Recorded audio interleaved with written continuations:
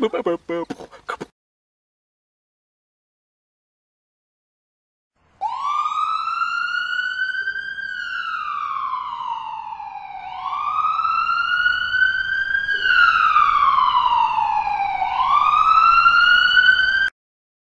this week's Speak Out segment, we want to address a video that's been gaining more attention online recently. The video shows an interview with actress Martha Plimpton, where she tells the audience about her first abortion at age 19. Take a look. I also had my first abortion at the Seattle Planned Parenthood. Yay!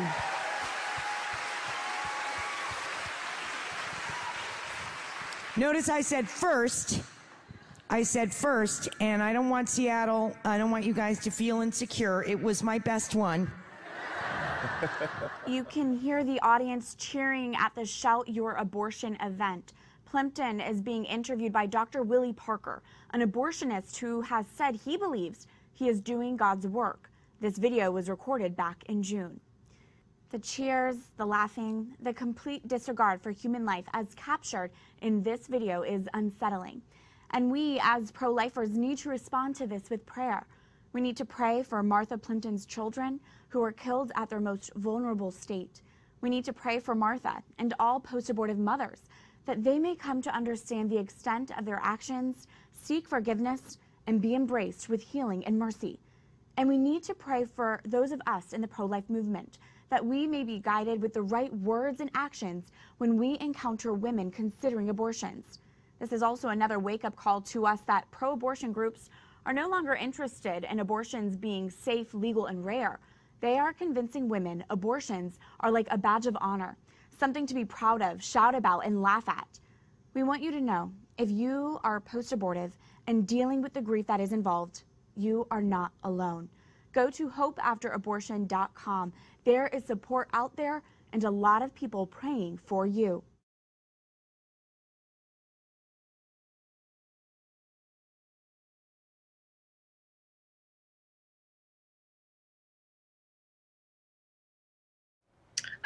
Well, my administrators were all very supportive of it. They actually helped me have the camera. I did all the editing. I found the music. I mean, that's all me. It's mostly my production. I just had a really great team of women behind me who wanted to help stop the stigma of abortion. Okay, and so hold on. So Emily, let me ask a crazy question. That you're gonna first of all, you knew you were gonna take heat when you did this, right? You understand you're gonna be. It's a controversial topic. You're well aware of it. You're an abortion counselor, and doing this has you gotta be to know. I'm gonna ask a crazy question. Okay. Did you get pregnant in order to do this video? Right. A lot of people on Twitter said the same thing. And you realize that I'm gonna have to laugh at that, right? Like, absolutely. If it's laughable, I hope it is. I'm relieved to see you laugh. Okay. Our panel's Emily, got lots of questions for you, so here's Samantha. Emily, okay, first of all, I'm pro-choice, but your message was lost to me when you wrote in your essay that you were having sex, but you were not using birth control. So was abortion your form of birth control? And is that the message you want to put out there? So actually, what I want to clarify is that I did not have a single partner. Like I was not in a relationship. And to be honest, let's not talk about the fact that hormonal birth control can be very scary to women. It can be very scary to put hormones in your body. What's so scary about a condom? What's scary about a condom or any other barrier Absolutely. method? That's okay. That should not be scary. I worry about you getting an STD if somebody doesn't use a condom. Forget the birth control piece.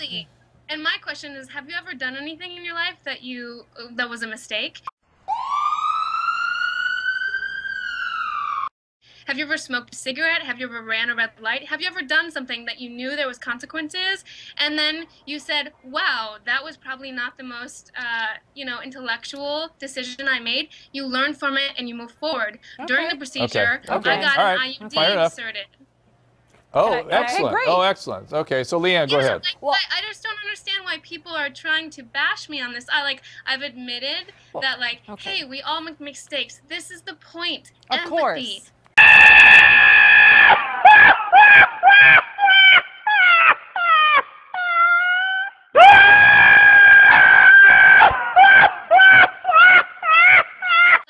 talk about empathy. Well, I learned from my Okay, mistake and Leanne. I moved forward. One and I sec. have an IUD now. One sec, Emily. You know, I think I appreciate your answer, Emily. Leanne. I appreciate your answer. At some point, things should just be private, whether you're pro-choice or pro-life. I'm proud of you for making the decision that you thought was right. That's probably best for the child, that you weren't. It didn't seem like you were ready to have a child, but you were ready to have sex, and then you were ready to have an abortion.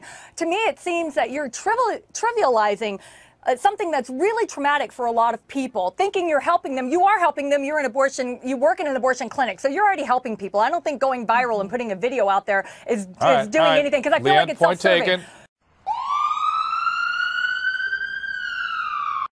But I want to know, what about women that get raped? What about women that get raped and have to have an abortion, and they're watching you go, ooh, cool, yay. I'm going to stop you. I'm going to stop you because I don't think we should get focused on the... There's a lot in yeah, there. I don't think we should focus... Hang on, Emily. Yeah, there's a lot. I don't really want to get into an abortion conversation. I want to get into whether or not the video is the right thing for her to do. Judy, my question is anything private anymore? And does this trivialize this very important issue? Right. And Emily, I have a question for you to follow up on what Dr. Drew just said, which is, you know, is this trivializing it? And to that point, there was something that you said in your Cosmopolitan interview that this process was like giving birth to you, that it felt like giving birth, that you were humming through it. And I'm just wondering if that's trivializing women who are giving birth. And can you really compare an abortion to a birth-like process? And I was just wondering what you were thinking when you said that to Cosmopolitan. Well, there's a lot of questions circulating right now. I would say that I've studied birth, so I'm a birth doula. I support women during their their birthing experience. Right. And so the thing about birth is that it is personal, it is sacred, it is yours, and that like you need to be supported. It should be something that you craft with like having exactly whoever you want in the room with you. And so that's what I did. That's what I meant by this was as birth-like as possible. I was supported 360 degrees by women who held my hand, who said like, you are strong and you are beautiful and you are making the best decision for your life, and we trust you because you trust yourself. Okay. I mean, it Wendy, was just full of love and support. And so because of that, like, I did feel like it was, like, I still have a relationship with my body and with my pregnancy. And that's the thing is that, like, you can't tell me that I'm trivializing it because you're not me. You're not me. I can Wendy, only speak on my own personal experience.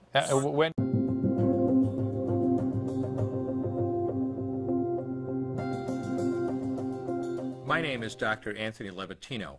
I'm a practicing obstetrician-gynecologist, and I performed over 1,200 abortions. First, I'm going to describe a first trimester medical abortion. This is a procedure in which the mother swallows pills in order to terminate her baby, and it is performed up to the 9th week of pregnancy. The procedure involves 2 steps. Step 1. At the abortion clinic or doctor's office, the woman takes pills which contain mifepristone, also called RU46. RU46 blocks the action of a hormone called progesterone. Progesterone is naturally produced in the mother's body to stabilize the lining of the uterus. When RU46 blocks progesterone, the lining of the mother's uterus breaks down, cutting off blood and nourishment to the baby, who then dies inside the mother's womb. It is important to note that even after it has been taken, it is possible to reverse the effects of RU46 and save the baby if progesterone is administered. The sooner, the better. Step 2. 24 to 48 hours after taking RU46, the woman takes misoprostol, also called Cytotec, that is administered either orally or vaginally. RU46 and misoprostol together cause severe cramping, contractions, and often heavy bleeding to force the dead baby out of the woman's uterus. The process can be very intense and painful, and the bleeding and contractions can last from a few hours to several days. While she could lose her baby anytime and anywhere during this process, the woman will often sit on a toilet as she prepares to expel the child, which she will then flush. She may even see her dead baby within the pregnancy sac. At 9 weeks, for example, the baby will be almost an inch long, and if she looks carefully, she might be able to count the fingers and toes. After she has disposed of her baby, the woman may have bleeding and spotting for several weeks. Bleeding lasts, on average, 9 to 16 days. 8% of women bleed more than 30 days, and 1% require hospitalization because of heavy bleeding. RU46 is only FDA approved for the first 7 weeks of pregnancy. While RU46 can be used off-label up to 9 weeks, the failure rate increases as the pregnancy progresses. At 7 weeks, it has a 5% failure rate. At 8 weeks, an 8% failure rate, and at 9 weeks, a 10% failure rate. If failure occurs, she will usually be offered a surgical abortion. For the mother, medical abortion often causes abdominal pain, nausea, vomiting, diarrhea, headache, and heavy bleeding. Maternal deaths have occurred, most frequently due to infection and undiagnosed ectopic pregnancy. First trimester surgical abortion called suction D&C, dilatation and curettage. This is the most frequently performed abortion and is used typically from 5 to 13 weeks of pregnancy. After administering anesthesia, the abortionist uses a speculum like this. This is placed inside the vagina and opened using this screw on the side, allowing the abortionist to see the cervix, the entrance to the uterus. The cervix acts as a gate that stays closed for the duration of pregnancy, protecting the baby until it is ready for birth. The abortionist uses a series of metal rods called dilators, like these, which increase in thickness, and inserts them into the cervix to dilate it, gaining access to the inside of the uterus where the baby resides. The baby has a heartbeat, fingers, toes, arms, and legs, but its bones are still weak and fragile. The abortionist takes a suction catheter like this one. This is a 14 French suction catheter. It's clear plastic, about 9 inches long, and it has a hole through the center. It is inserted through the cervix into the uterus. The suction machine is then turned on with a force 10 to 20 times more powerful than your household vacuum cleaner. The baby is rapidly torn apart by the force of the suction and squeezed through this tubing down into the suction machine, followed by the placenta. Though the uterus is mostly emptied at this point, one of the risks of a suction D&C is incomplete abortion, essentially pieces of the baby or placenta left behind. This can lead to infection or bleeding. In an attempt to prevent this, the abortionist uses a curette to scrape the lining of the uterus. A curette is basically a long-handled curved blade. Once the uterus is empty, the speculum is removed and the abortion is complete.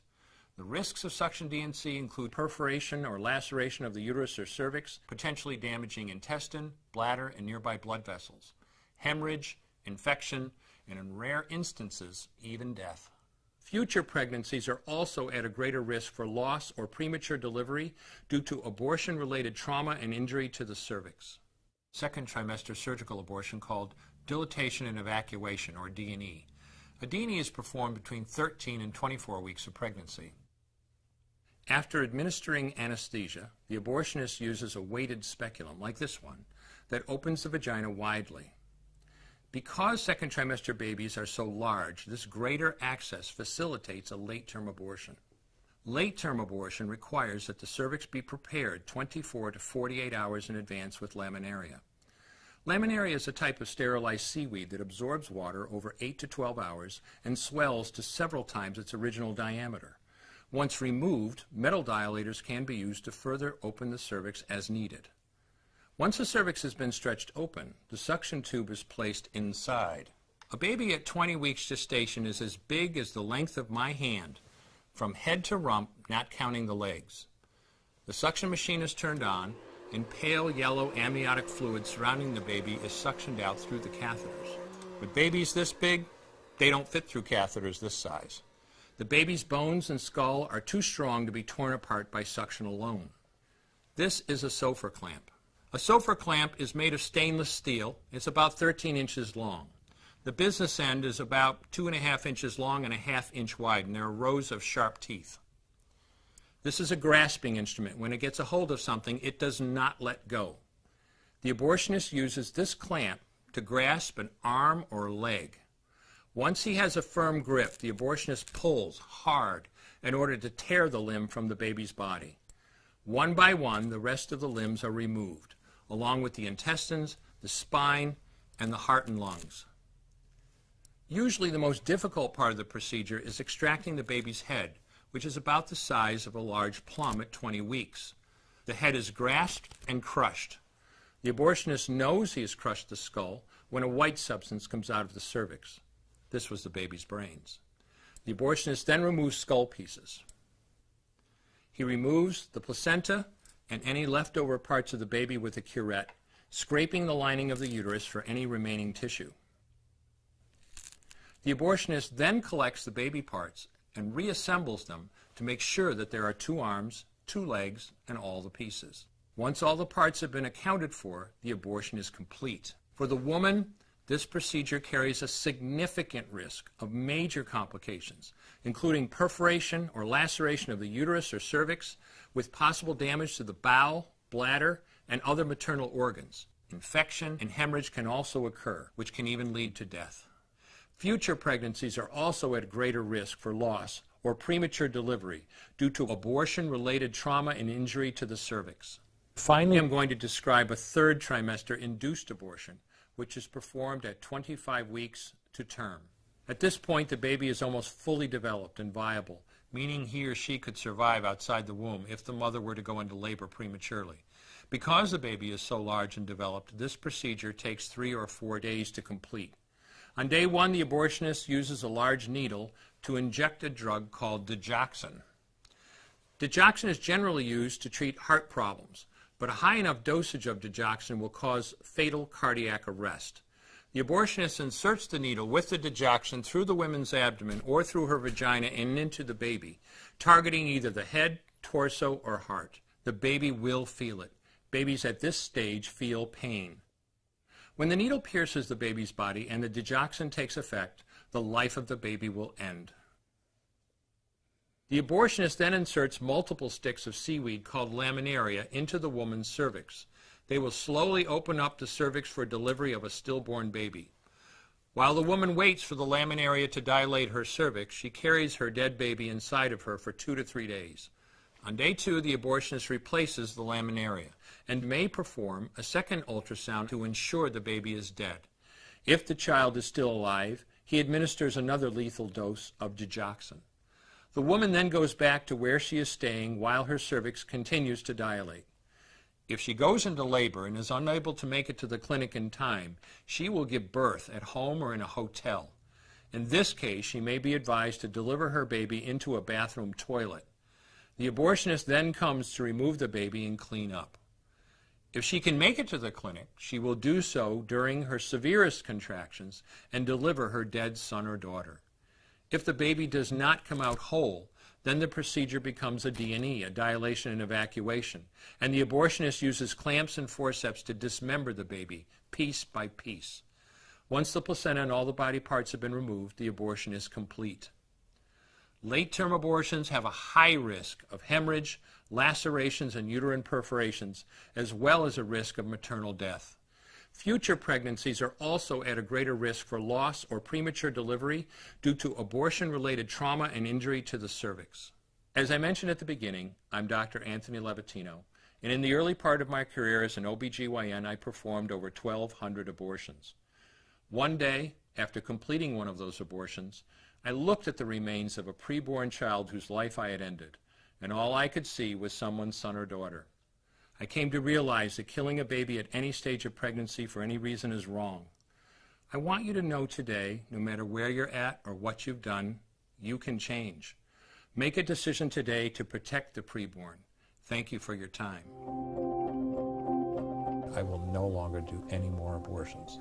When you finally figure out that killing a baby that big for money is wrong, that it doesn't take you too long to figure out it doesn't matter if the baby is this big or this big or this big or maybe even this big, it's all the same. And I haven't done any since then, and I never will.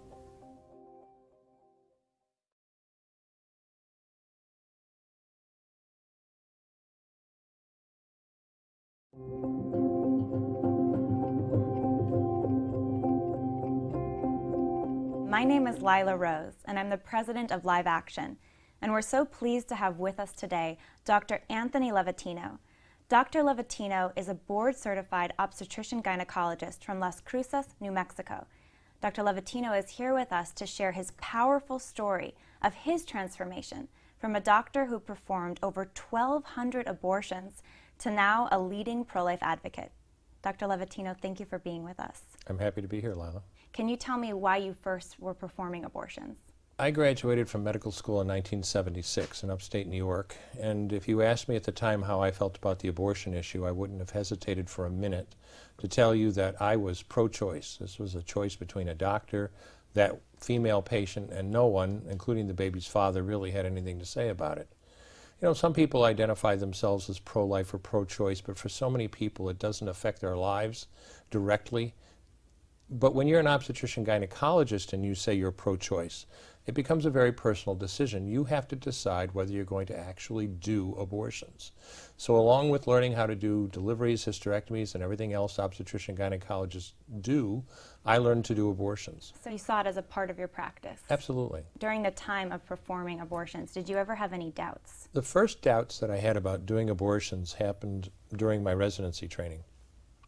When we were doing first trimester suction D&C abortions, interestingly enough in the delivery room, and when it was my turn to do them, I would do 2, 3, 4 in the morning, never thought anything of it.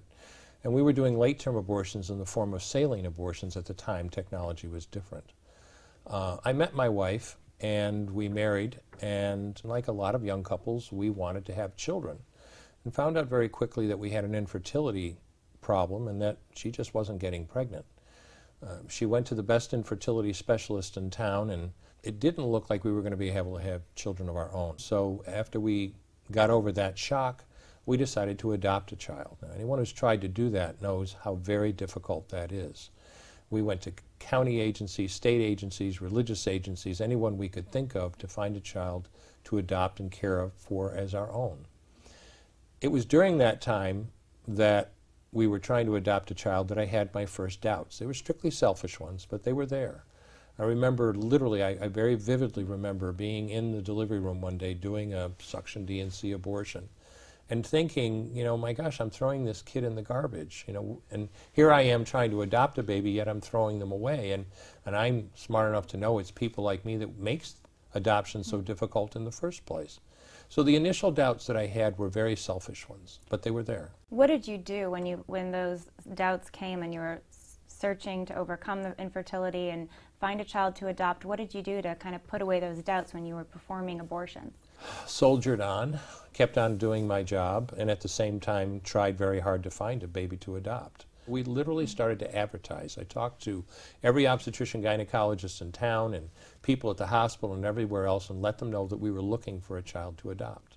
In August of 1978, I remember very vividly, I was working in the operating room with one of the attending physicians, and the circulating nurse tapped me on the shoulder, and when I turned around, she was holding up a little piece of paper that said, "Call Marcia as soon as you're done." Now, Marcia was the head of social services at the hospital where I was working, and she's one of the people we had talked to. That's all the note said, but I knew what it was. And sure enough, she informed me that there was a 15-year-old girl in labor in the delivery room. She had showed up at a doctor's office for the first time during her pregnancy the day before. Now she was in labor. She wants to give her baby up for adoption. Are you interested? Amazing. She told me over the phone, and I was like, well, of course I'm interested. I remember literally staring at the face of that telephone to call my wife with this news and know that I was just 7 digits away from becoming a father. Beautiful. And literally, by the grace of God, we were able to adopt a little girl that we named Heather in August of 1978. And my wife got pregnant the very next month. And we had 2 children. Exactly. We ended up with 2 children, a son and a daughter. They were 10 months apart. Our son Sean was born in July 1979. Amazing. So can you share more? You've adopted Heather and the events that led to that transformation where you ultimately completely rejected abortion. What was it that really changed your perspective? I was doing abortions on a regular basis in my practice, and everything was just, the kids are growing, and I'm starting to make some money finally, and everything was just wonderful as far as I was concerned until June 23rd of 1984. June 23rd, 1984 was an absolutely beautiful day in Albany. Heather was exactly 2 months away from her 6th birthday. We took the kids to an amusement park that day, came home, we had dinner together, and the kids were playing in the backyard when we had friends arrive for cake and coffee. We were talking with those friends when at 7:25 that night we heard the screech of brakes out in front of our house. The kids had wandered into the road and Heather had been hit by a car. She was a mess. You know, I'm a doctor. I'm supposed to be able to save people's lives. My wife was an intensive care nurse at the time. This is what we did for a living. This was routine to us. But it made absolutely no difference, and she literally died in our arms in the back of an ambulance that night. You know, people who are listening who have children may think they have some idea of what that feels like. I guarantee you, if you haven't been through that yourself, you have no idea what it feels like. I pray you never find out. But what do you do after a disaster? You know, you bury your child and take some time off, and then you try to get back into your life. And I don't remember exactly how long it was after Heather died that I did my first D&E abortion, but I showed up at OR number 9 at Albany Medical Center just like I had over 100 times before. I wasn't thinking of this as anything special. This was routine to me, and I obviously had other things on my mind. And I started that abortion and put in what's called a Sofer clamp and literally ripped out a baby's arm or leg that big, and I just stared at it in the clamp. I got sick. I mean, I literally got sick. But when you start an abortion, you can't stop. When you do a D&E abortion, you have to keep inventory. You have to make sure you get 2 arms and 2 legs and all the pieces. Because if you don't, your patient's going to come back infected, bleeding, or dead. So I finished that abortion. I soldiered on and got it done. But I looked. I really, for the first time in my career, really looked at that pile of baby parts sitting on a table. And I didn't see all those things that had sustained me all those years. I didn't see what a wonderful doctor I was helping her with her problem, and I didn't see her wonderful right to choose, and I didn't even see the $800 cash I just made in 15 minutes. All I could see was somebody's son or daughter. And suddenly this was looking really different to me. For the first time in my life, it hit me very powerfully that this woman had come to me, figuratively, not literally, no woman ever literally says this, but figuratively she came to me and said, here's $800, kill my baby. And I was the kind of person that would look right back at her perfectly calmly and say, why sure, I'll do that. After having that encounter and seeing that child and seeing it as a child, what was the process like to stop advertising for abortion?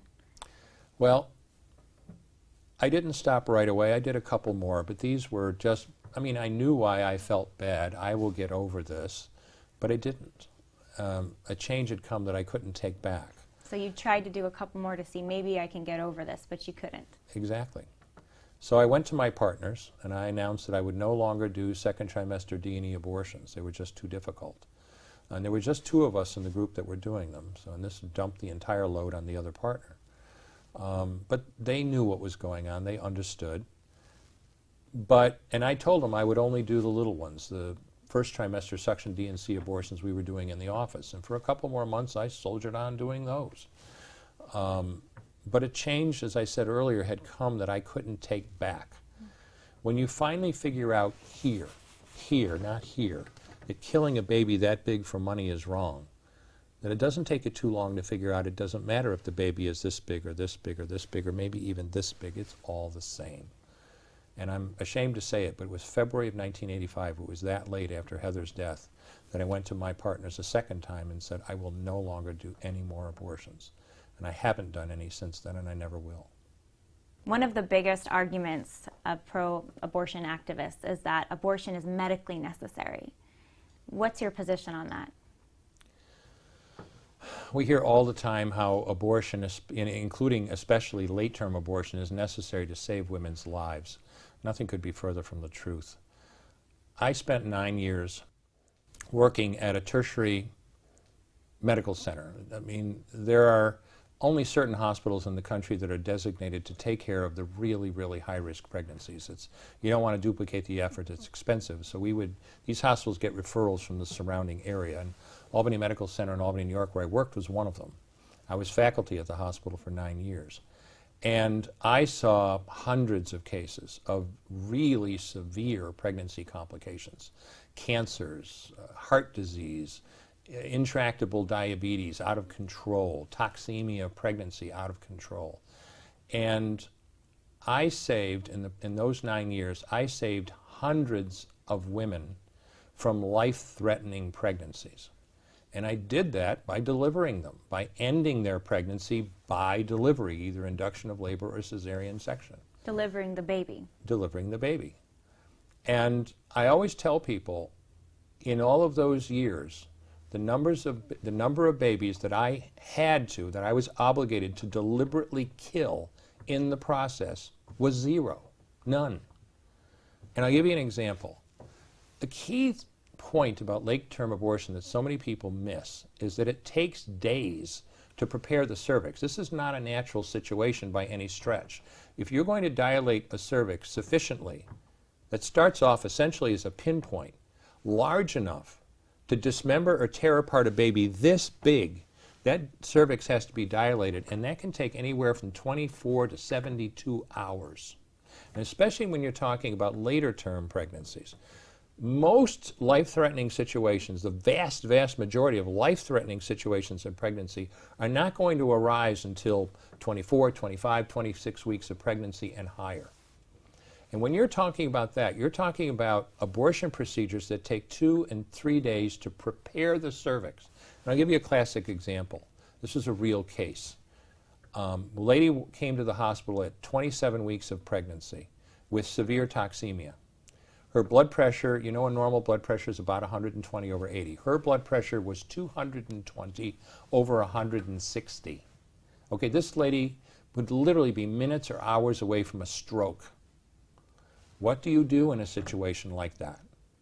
We stabilized her, brought her back, did a cesarean section, had her delivered within an hour of arriving at the hospital. She and her baby did just fine. Amazing.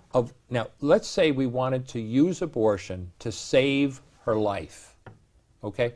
If with that kind of blood pressure and that kind of problem, if we waited 2 to 3 days to get her cervix prepared, she would never make it. She would have been dead.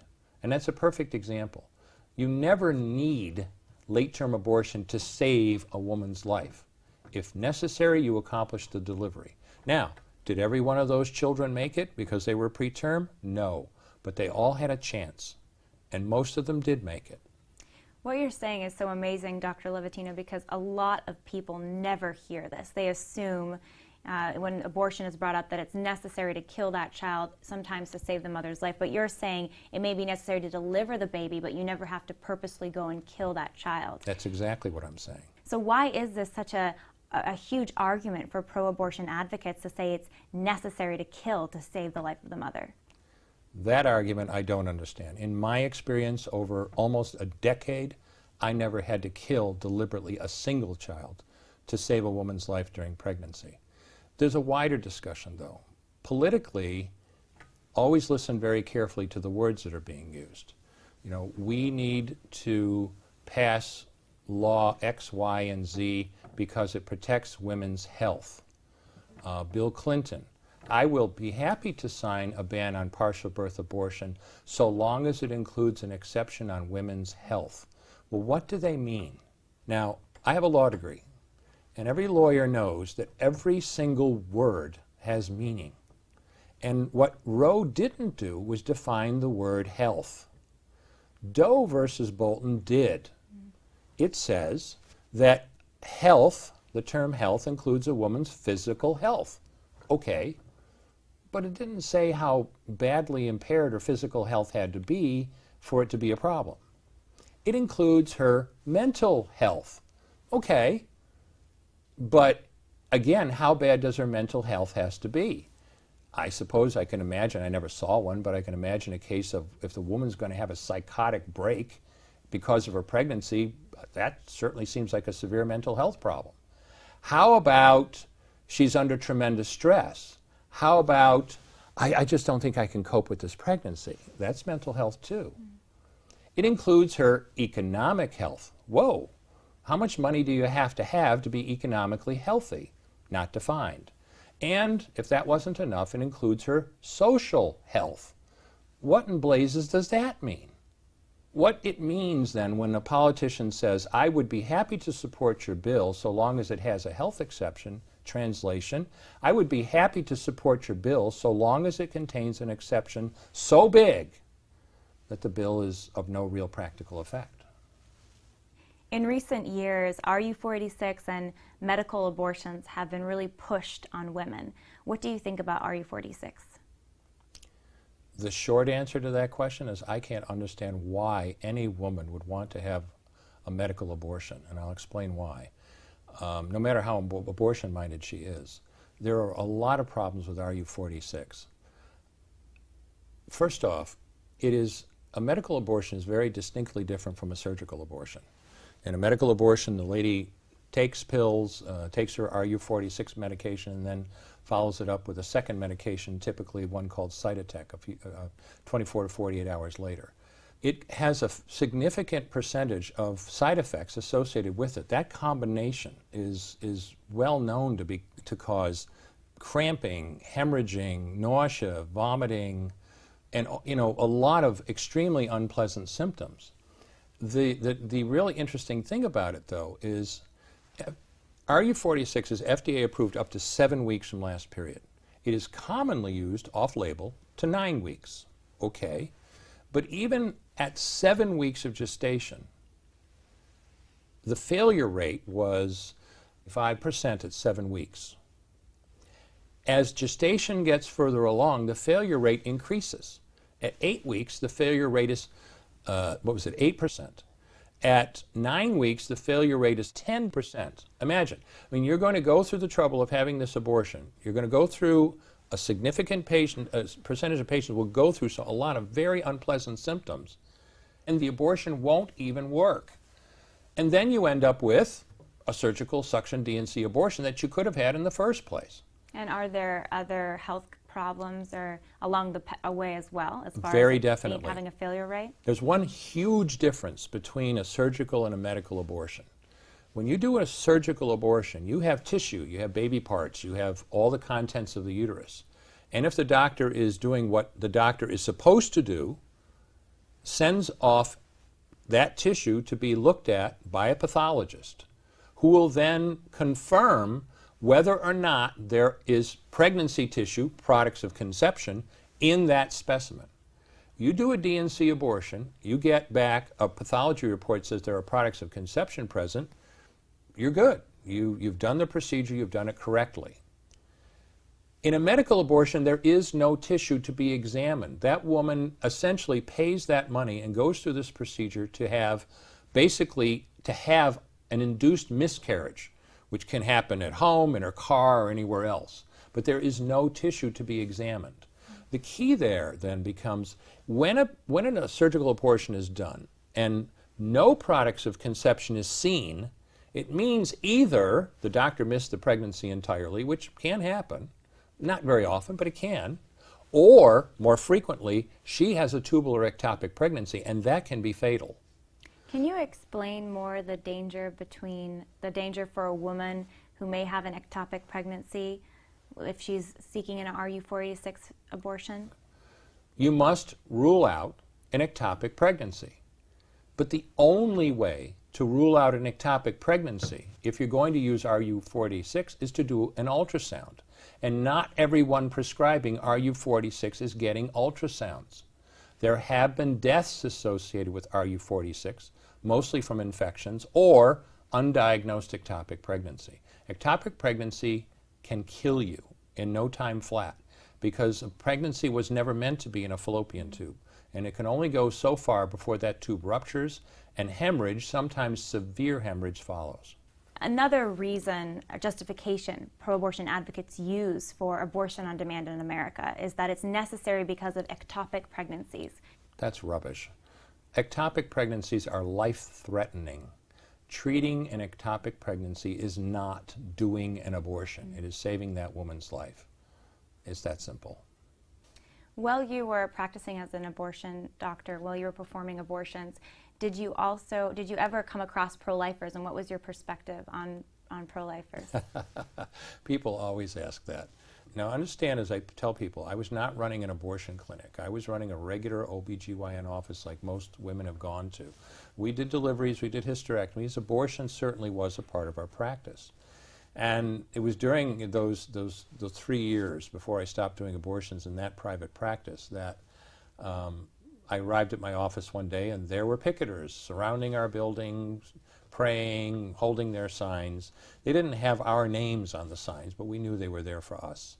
And people frequently ask me, what are you thinking when we're outside picketing? And I would tell them what we were thinking, what you're thinking when you're in that situation. It gave us a siege mentality. It was us against those kooks outside. And when you saw folks outside, where did you get the stereotype that they were kooks? Everybody in the pro-abortion, every abortionist knows that everyone, involved in the pro-life movement is a kook. I mean, CNN tells me so. They would never lie to me. Do you remember any of exchanges that you had with pro-life advocates? I remember very vividly an exchange, but it didn't happen quite the way you might imagine. It was during that time when a woman came to me as a new patient. Her name was Susan, didn't even come up to my shoulders. Came in for a routine OB/GYN appointment, OB/GYN annual exam and a pap smear. Did her exam, and then at the end of the exam, she looked at me and said, "Can I talk to you?" Now, doctors know that many patients, I think especially women, won't really tell you what's on their mind until they've established some level of trust. And so it wasn't all that unusual that she did that. So I sat down in my office and looked at her and professionally looked at her and said, "Ma'am, how can I help you?" And she absolutely blew me away when she said, I've been sent here to give you a message that Jesus loves you. He cares about you. This is not what he had intended for your life, to be an abortionist. Please stop." Now, I had one overwhelming thought when she said that, and that was, I've got to hustle this kook out of my office as fast as I could, and I did. A year later, she showed up for her routine annual exam and pap smear. And when the exam was over, she said, "Can I talk to you?" And I went, "Oh, no." Now, understand, it's not like I never darkened the inside of a church before, but people who were really demonstrative about their faith really made me uncomfortable. And she basically said the same message, more or less.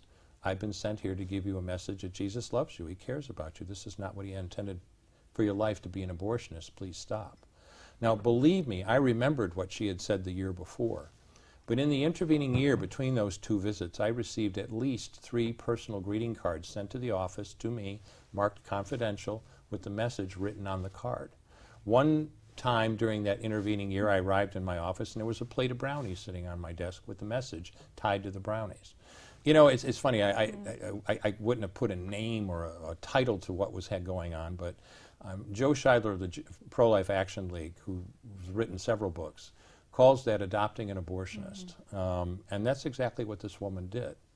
Now, it's really interesting. It was not till much later that I found out that she was one of the people picketing my office. And I have a message for people, especially for women. Oh, Dr. X does abortions. I would never go to him. Well, you're never going to change somebody's mind you can picket all you want. You may or may not change somebody's mind that way, but I will suggest to you that most of the time you won't. And you can yell at someone and scream at them, but I can absolutely tell you you will not convince their mind about anything that way. If you're going to convince somebody that maybe the path they're walking is wrong, you need a relationship with that person of some sort to be able to start that dialogue. This lady was very clever. She became a patient. Believe me, doctors listen to their patients. It's amazing, and definitely a message to women who are pro-life that maybe that doctor that is performing abortions is one to go talk to. Exactly. Dr. Levatino, thank you so much for being with us today. My pleasure. Thank you for having me.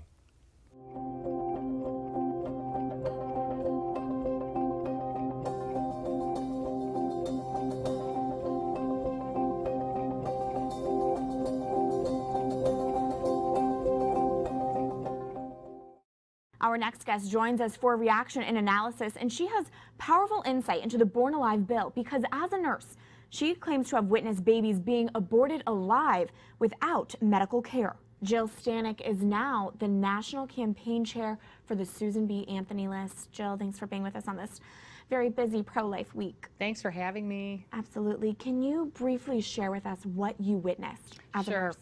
I was a nurse in 1999 at Christ Hospital in Oak Lawn, Illinois, when I discovered the hospital was not only involved in late-term abortions, but sometimes babies survived. And if they survived, they were shelved to die in the soiled utility room.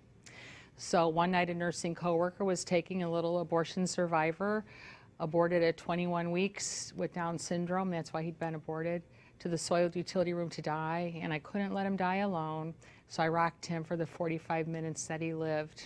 And that changed the course of your life. It did. In the course of 45 minutes, it made me a pro-life activist for sure. And it was back in 2002, so right. 16 years ago, that President George W. Bush invited you to be with him when he signed the Born Alive Infants Protection Act. So how is the House bill different than that? What's the update? Well, the Born Alive Infants Protection Act was just a definitions bill, defined what it means to be a legal person when born, and it says that you should be protected, but it didn't do anything more than that. Okay. So the Born Alive Abortion Survivors Act adds teeth to the Born Alive Act. Okay. And it says that abortionists and staff can be prosecuted, they might even be imprisoned and fined, and that moms can have civil opportunities to file civil lawsuits. How many babies are born alive after an abortion attempt? What do we know about this? Well, of course, the most obvious case is Kermit Gosnell in 2013 was convicted of murdering 3 babies after they were aborted alive, but his staff said there were many more. But there are other instances. For instance, 2005, a woman at an Orlando abortion clinic aborted her baby alive in a toilet and even called 911, and the clinic staff turned away the 911 personnel at the door. Baby lived for 11 minutes.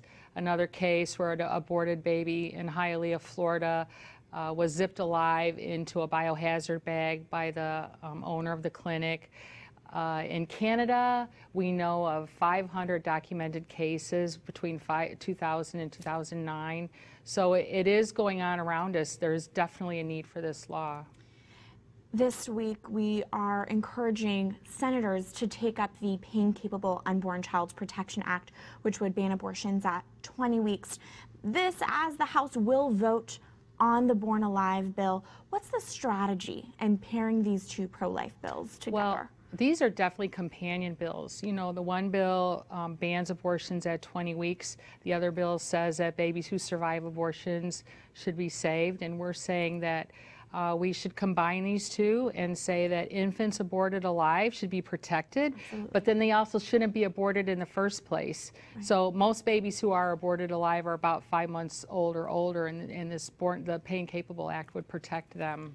And this is all, of course, happening the week of the March for Life. Why is that so significant? Well, the March for Life, of course, signifies the dastardly Roe v. Wade decision in 1973, and so ever since then we've been trying to take back turf.